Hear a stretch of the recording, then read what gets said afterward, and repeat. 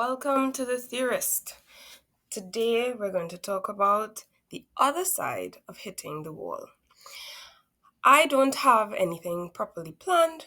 I'm just going to talk because I've been seeing a lot of these videos, different perspectives about hitting the wall, men explaining why women are hitting the wall, women just saying that they're hitting the wall. And I want to talk about why is it that you get to that wall and how and the other side of the story, because you're just seeing that one aspect of hitting the wall. You're just seeing them on the videos and they're crying and they're questioning life and wondering why men don't love them, why men hate them. The thing is, society has done something, and I've been thinking about this recently. And I'd like to label it called narcissistic societal parenting. Now, if you look at videos online, and you search some up, they talk about narcissistic mothering with the empathic child or the empathic daughter. And in narcissistic mothering, the narcissistic mother makes this child for the purpose of self-satisfaction. And this child can do no right. If the child achieves, it's never enough. If the child does bad, it's the end of the world. So the child is on this treadmill, basically, to be the best, to be hyper independent, as some of these women have said that they are, to be independent, to be on their own, to handle their business. But why did we get to that point of handling our business? Now, it happens in two spheres. The first sphere is what I'm talking about, which is societal parenting. And then the next sphere is narcissistic internal parenting, as in your own parents, preparing you to be alone. Recently, I've been seeing a lot on the manosphere. They've been quoting Morgan Stanley, stating that the increase in the number of women who are going to be alone by 2035, I believe it is. And 2025, I believe it is. You can go and Google it, check it out.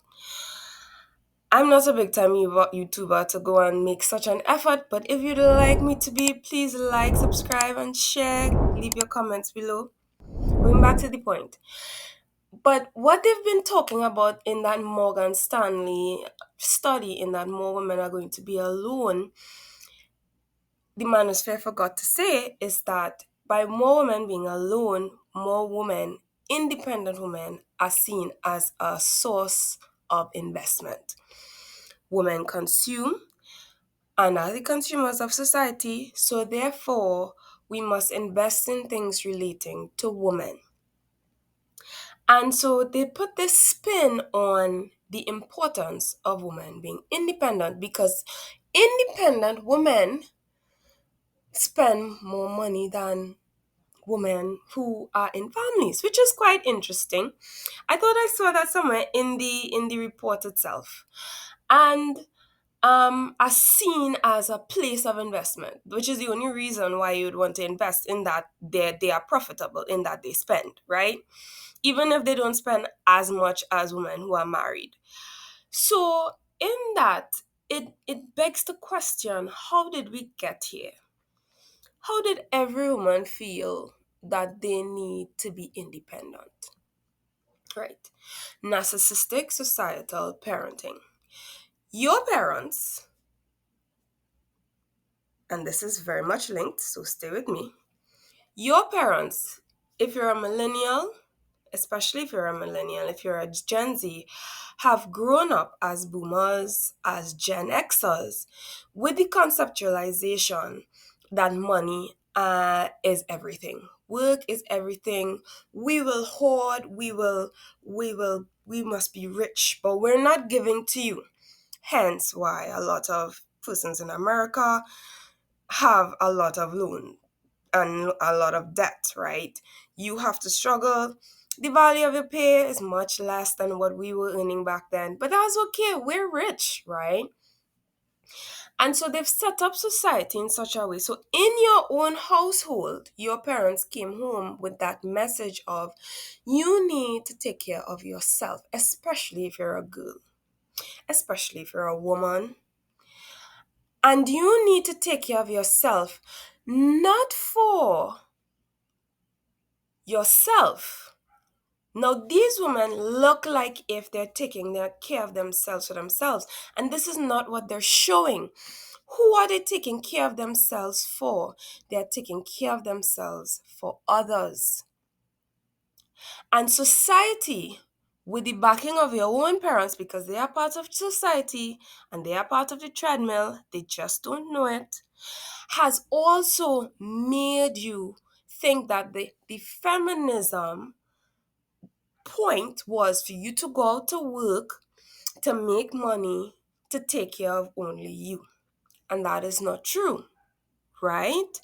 If you're a single woman, let's say, if you're a single woman and your brother is married with kids, when your parents get old, who is going to take care of him? Of your father or your mother? If your brother has all these kids, where is he going to get all that money? If you're a first female child and your youngest sister also has kids, where are they going to get this money to send this parent, man or woman, to a hospital or to be taken care of in a facility? Who is paying that? You, the single woman.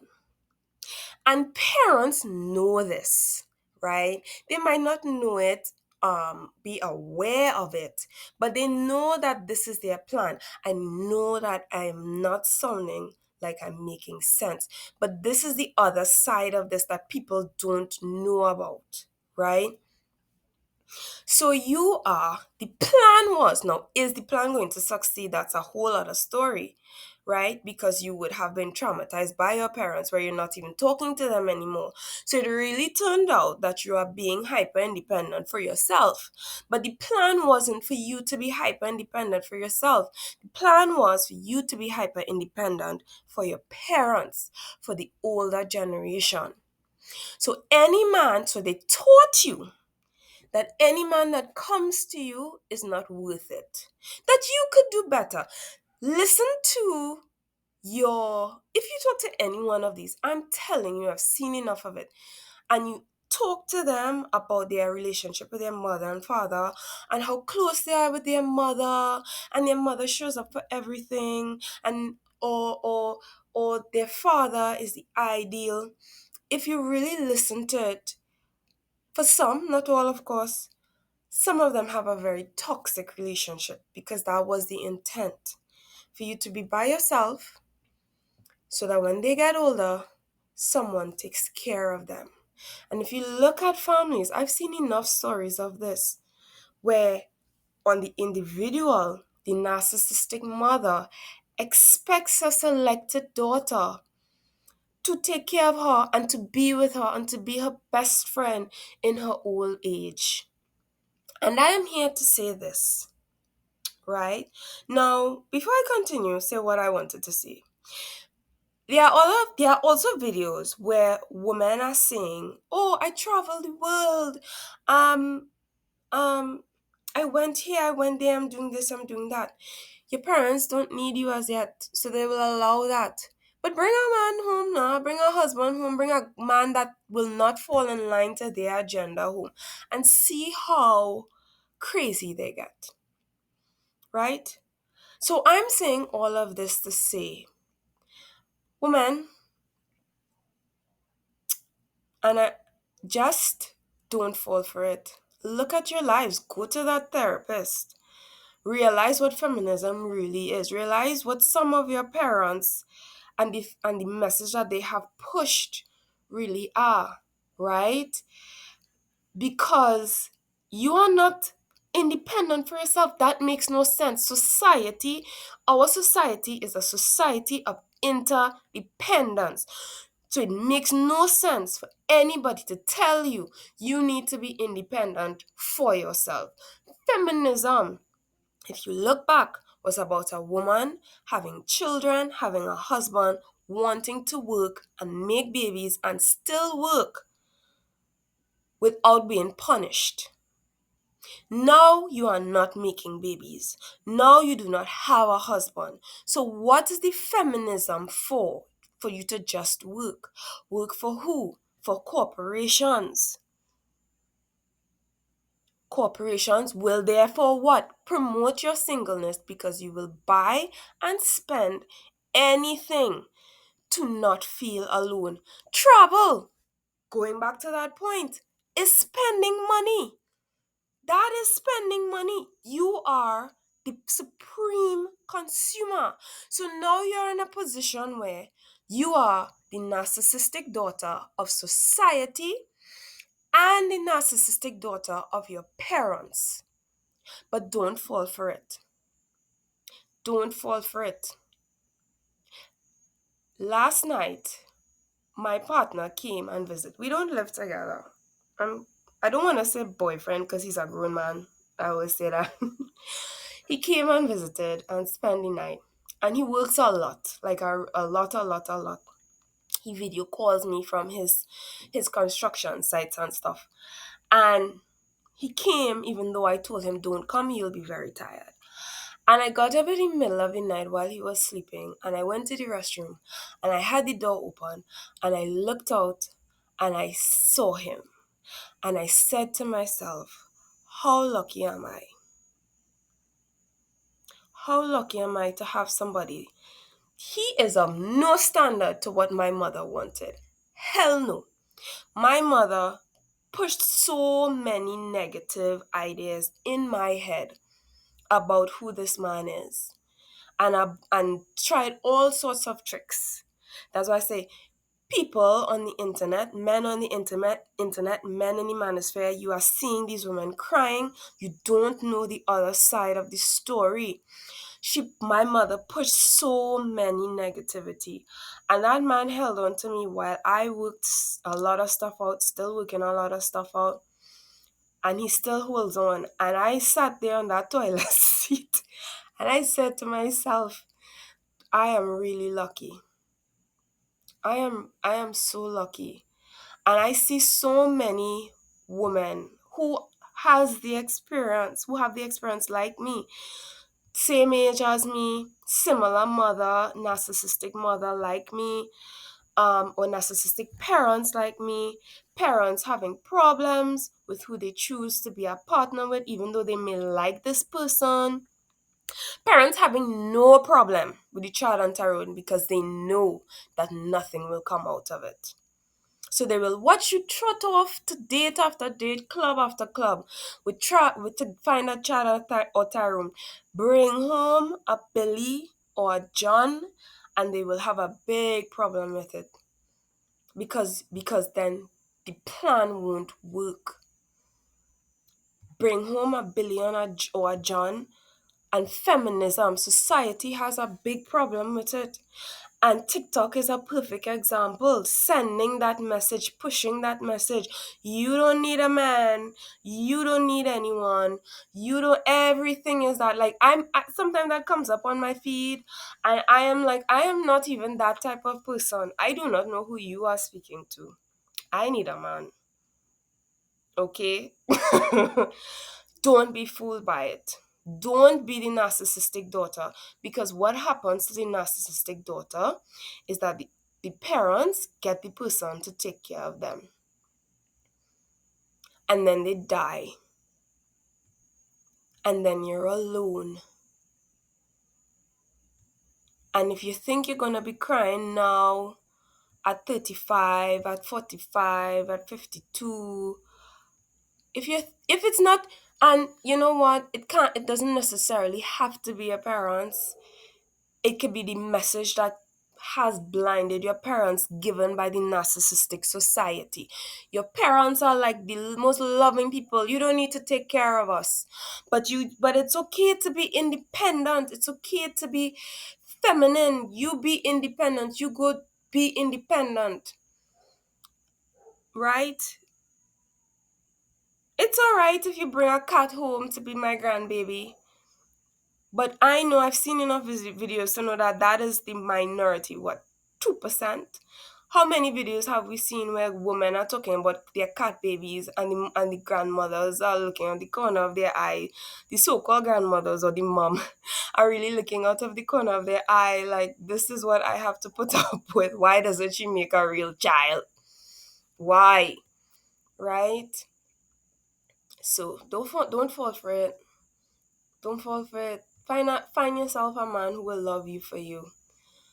The men in the manosphere don't want women who are emotionally unstable because they are strategic. Good for them. You know you are emotionally unstable. You cannot get their quote unquote high value man. Find a John and a Billy who wants to see you through your therapy and will love you through this phase. Find it. Find it and work with a person of pure of heart, of high values. He doesn't need to be rich. He doesn't need to be strategic. Not everybody is strategic. Okay? Don't fall for it. And I will end with this particular story. I had a friend and she had met this guy and she really liked him, but she was older than me at that point, almost 40. And we were driving somewhere and her mom was in the car. And her mom is similar to my story. And her mom basically said when she came out of the car, because the guy was supposed to show up somewhere and he didn't show up, her mom basically said she heard that her daughter eased up a lot to how she used to be, because she would have let him have it. And that always stuck with me because I'm like, number one, why? Because the face was that of pride. Like, my daughter will put a man in his place. And and when I look back at it, I'm like, your face shouldn't be of pride. You shouldn't even be posting about that. You shouldn't be boasting that she used to be worse than this. And be kind of glad that she used to be worse than this. And even though she's still kind of harshish, you should be like coaching your daughter into softness. And the fact that they don't, even if as a mother you don't know anything about coaching your daughter into softness, find somebody who could, because you don't want your daughter to be as miserable as you, because most narcissistic mothers are miserable and by themselves, and so want you to be with them forever and ever until they die. This is a rambling by the theorist. Women, don't fall for it. Find a man who you could look at and say, way boy, I'm lucky.